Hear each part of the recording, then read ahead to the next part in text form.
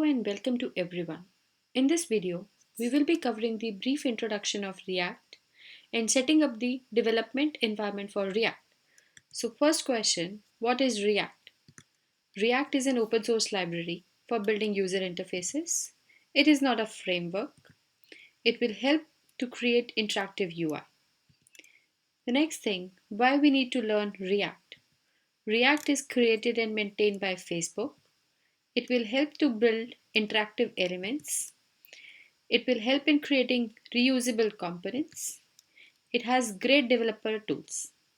So for React development environment, we need two things. First one, Node and text editor of your choice. For Node, go to node.nodejs.org, download and install the latest stable version of Node. Once installation is complete, open the command prompt to verify whether installation is successful or not. On command prompt, execute the command node-v. It will display the version of Node.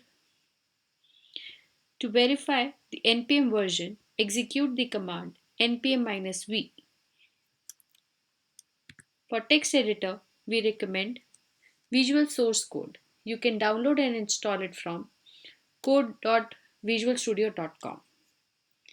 This is the brief introduction, and in the next video, we'll be covering the concepts of components and creating the Hello World application of React.